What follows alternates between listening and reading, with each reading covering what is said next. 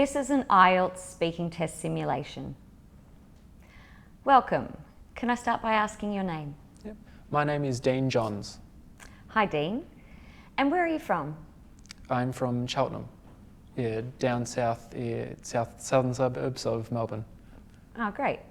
And are you working or are you studying at the moment? Both. So I'm studying to be a filmmaker and also working in retail. Oh, great. All right. We'll start with part one of the simulation. So we're going to talk about health.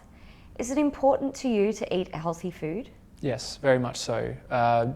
Eating healthy food and having a healthy diet is very important not only on your physical health, but it also affects your mental health as well. So, what you eat determines how much energy you have during the day, and also just, how your general outlook on your life. Okay, and if you catch a cold, what do you do to make you feel better? I watch a lot of Netflix. I try to avoid dairy, have some lozenges, and just generally lay in bed and look after myself. Do you pay any attention to public information about your health? Maybe not as much as I should do, but whenever there's any new information on the news, I definitely try to keep informed. And what do you think you could do to lead a healthier lifestyle? Definitely more sleep. Sleep is very important.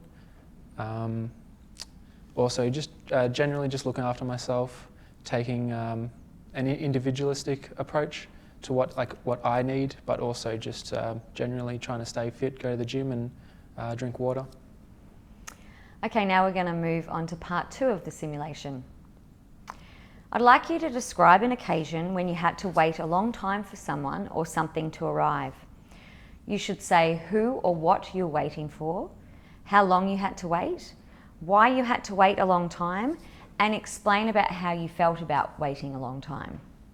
You'll be able to talk for about 1 to 2 minutes, and you'll have a minute to think about your answers. Here's a pen and paper to help.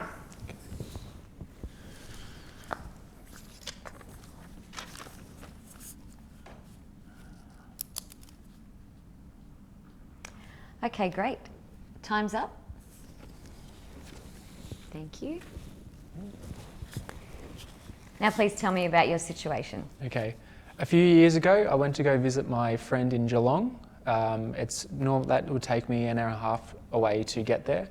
I went up to go see him, but I was also going on a date. I went on the date and I said to my mate, hey, look, if I get back to your dormitory, I'll give you a call and let me in. He's like, yeah, cool. So he was having a quiet night and he went to bed.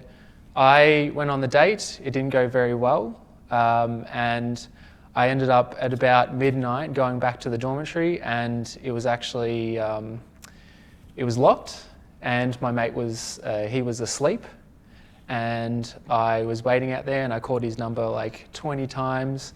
And I was very frustrated, not at him, but more so myself. And yeah, I essentially just had to sleep on a park bench for like an hour. And eventually I saw someone coming out of the building, so I ended up going in. And then I knocked on his door, because luckily I remembered which door his room was. And yeah, that was a excruciating wait, but also it was a very funny story. How did you feel about having to wait a long time? Just frustrated, especially, I just wanted to go to sleep. It was pretty late. Yeah, but yeah, not angry at him. Just more so that there was a lack of communication.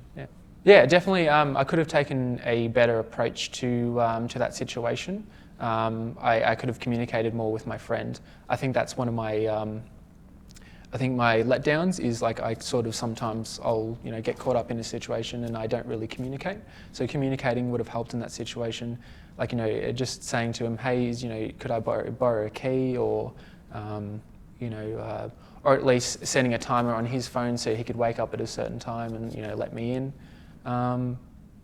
But yeah, I can't really be frustrated at him. Obviously, he was unaware and he was having a nice sleep, which I I wish I was in his situation, which eventually I did. And yeah, at the time I was very, very frustrated and, very sulky. But now I'm looking back at that situation, and I look back with great humour.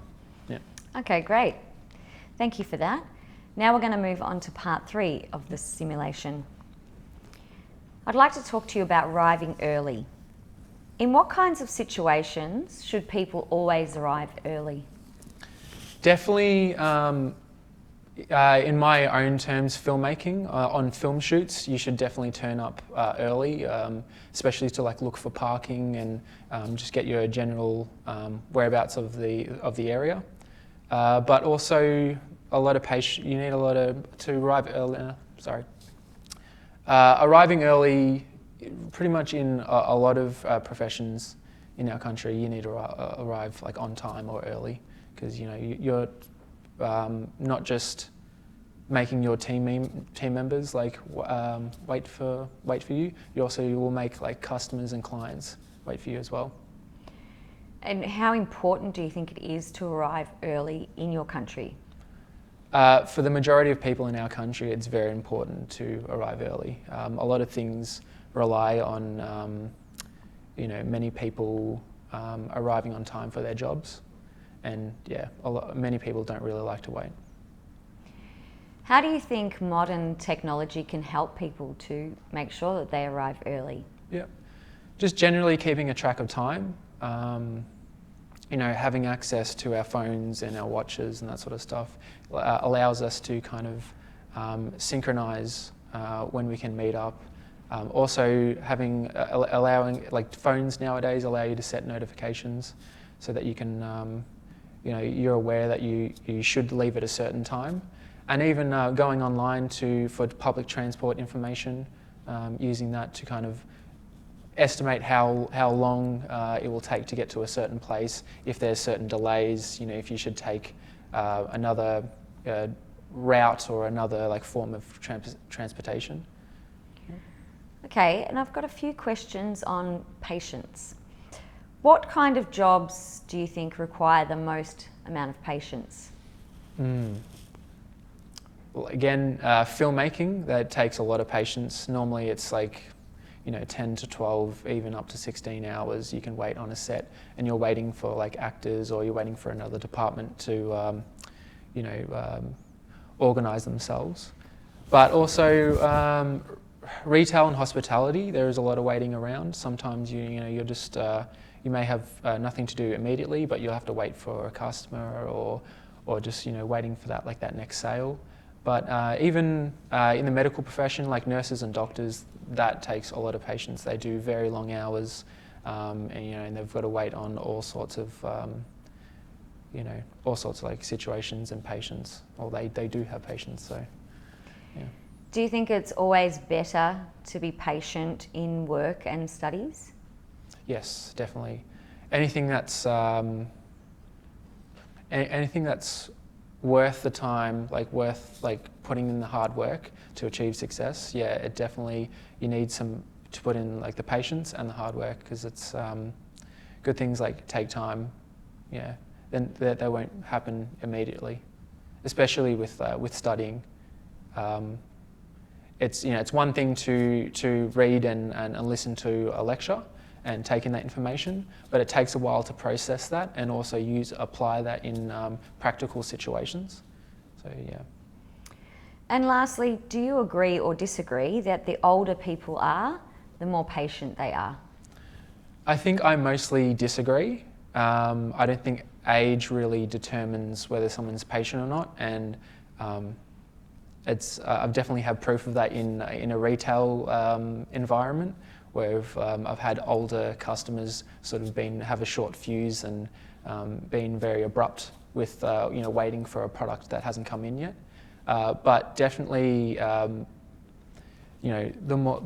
older that you get, the more experience that you will have with certain situations that will provide you with experience in patience. Especially, having a career and having a child, those are two things that will actually give you those skills. So, yeah, it's a bit of both.